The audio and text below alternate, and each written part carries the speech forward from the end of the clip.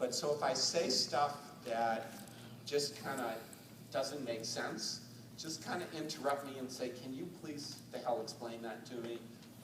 Or if I say something that really annoys you, just weigh in, because we could just go forever. I'll get through as much as I can. And then we'll save time for general questions and comments at the end. But as we go along, just kind of, if something doesn't make sense or whatever, then just kind of let me know right away. All right? Okay, so let's talk about some of the good news, okay? And here is some of the headlines. So we've made significant progress on coverage in very gratifying ways, and I'm sure you've seen a lot of this. I'll show you some things maybe you've seen, maybe you haven't. Second, U.S. health spending has been growing at a rate that is lower than we've seen since we started counting in the early 1960s, over the past 5 years. We are seeing some significant progress on health system transformation and changing some of the underlying incentives, and I'll give you some of the evidence of that. And then lastly, I would just say we are in, and I tell my students this all the time, because I've been paying attention to health policy since about 1985 when I got elected to the Massachusetts House of Representatives. I've never seen such a dynamic, experimental, fluid period in terms of our healthcare system.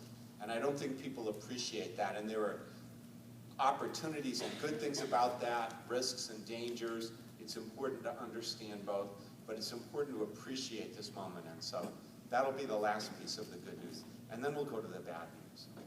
So first, some of the good news. So this is the latest Gallup survey information on the U.S. adult uninsurance rate from a high of around 18% in 2013. We are now down to about 11.4%. So this is just adults, doesn't include kids or seniors. When you look at the overall U.S. uninsurance rate, it's now under 10%. Again, I think that's for about the first time since we've got really reliable records to use. So we are at an historic rate in terms of the progress that has been made since January 1st, 2014, when people first started to become eligible for coverage. I constantly refer to January 1st, 2014 as the real date of health system transformation in terms of coverage in the United States. That was the day when the coverage under the exchanges began, the coverage under the Medicaid expansions for the states that choose to do it began. That is when the practice of medical underwriting, imposing pre-existing exclusions, became illegal in all 50 states. An enormous revolutionary moment, and this is one important signal of the progress we've made. There's more. Again, this is Gallup. You may find this a little hard to see, particularly way over there. Sorry about that. But I'll just tell you, this sort of breaks down who's getting the new coverage, who's getting help the most. And so what we see, the first band relates to age, and what we see is particularly, it is younger adults under age 35 that are benefiting the most from the ACA's expansions, not exclusively, but more than the others, which is as we would like. As we were concerned that the younger, healthier folks would not come in, and we heard people hyperventilating endlessly about would they show up, would they show up. Of course, the people hyperventilating, a large number of them were people who were hoping to see the law fall on its face and fail. We've seen a lot of that hyperventilation. But so it is, in terms of the age band, it's not exclusive, but it is going in the direction we would like. In terms of ethnicity, prior to January 1st, 2014, more than half of all Americans who didn't have health insurance were racial and ethnic minorities, not by a lot, but over 50%. And so it makes sense, and it is appropriate, and it is as it should be, that the people who are particularly benefiting more are African Americans and Hispanics, because they represent such a larger share of the uninsured. And then the last thing looks at it according to income, and here we see a significant difference where the folks who are absolutely benefiting the most are people who are living on household incomes of under $36,000 a year. And again, that is as it should be, the #1 predictor of whether or not you are insured or uninsured is your family income. If it's lower, your odds of being uninsured are so much greater.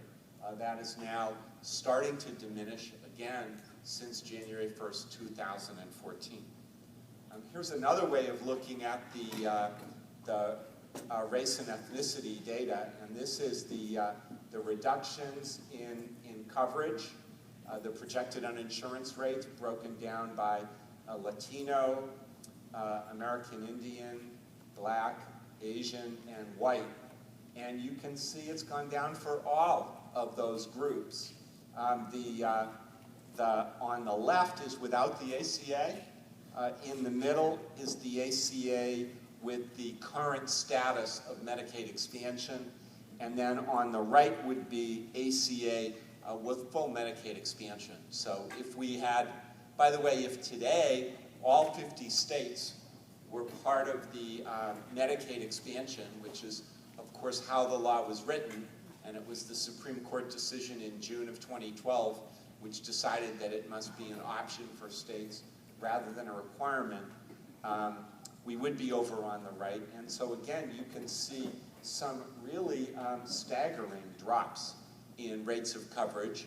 We're not as far as we can be, but we're making substantial progress, as it should be, for the benefit of the nation.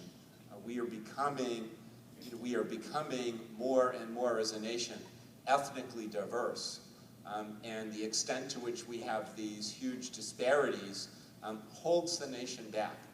And that is, by the way, that's something that we've learned. A lot of people wonder why are we doing this in the United States? Why are we spending all this effort to get people covered? And don't really appreciate that universal health insurance is now a global movement.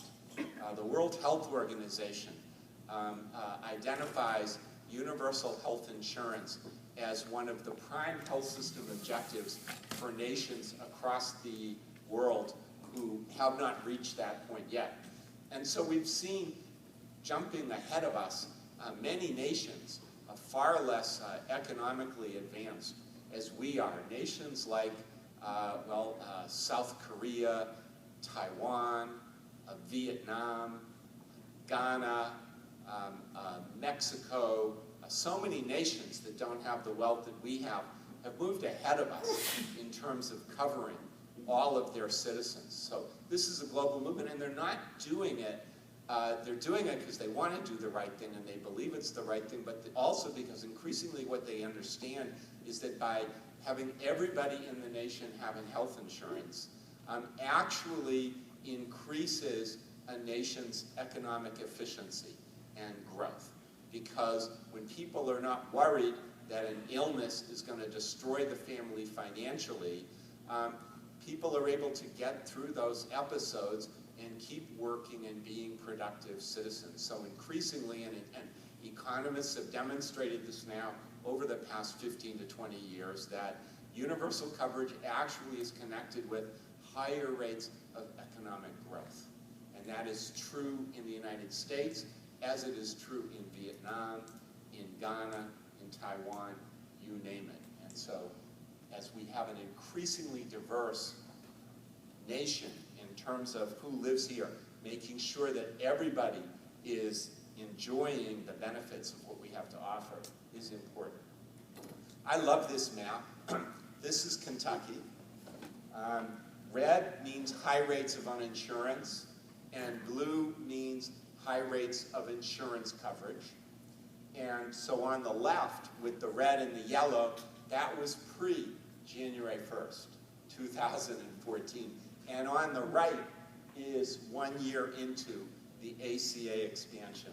I look at that and I just give a big wow. And Kentucky, by the way, is not the state that has had the most progress. They are number 2. Anybody know who's number 1? Maine? Sorry. Ain't so. It's had the biggest drop in the rate of uninsurance. California? No. No. No. No. No, but you're close. Arkansas. Arkansas's number 1. Arkansas's number 1. Arkansas, by the way, was the first state that did their Medicaid expansion differently. Instead of expanding traditional Medicaid, they created where everybody went into an exchange plan. So there's no traditional Medicaid expansion. It's the exchange from 0 up to 400% of poverty. And that's an experiment. Their first demo is ending at the end of next year, so it's going to be important to see what happens. But you know, in a way, there's a real advantage to it because you don't have the churning between the exchange and Medicaid that happens in all the other states that are doing it in the way that was initially envisioned. So there's some advantage. We will see how this turns out. There's a little bit of an irony, you know, sort of Medicaid bad because it's public, exchange good because it's private. The truth is, if your family's in Medicaid right now, in most parts of the country, you are in private plans already. So there's a certain level of silliness to all of this, but, you know, God bless America. Anyway, so I love this map. I love this map, okay? If you haven't ever seen this, I just find this really helpful. This is the new way that people under age 65 can get health insurance. You can get it through, starting around, say, 2 o'clock, you can get it through Medicaid if you are income eligible.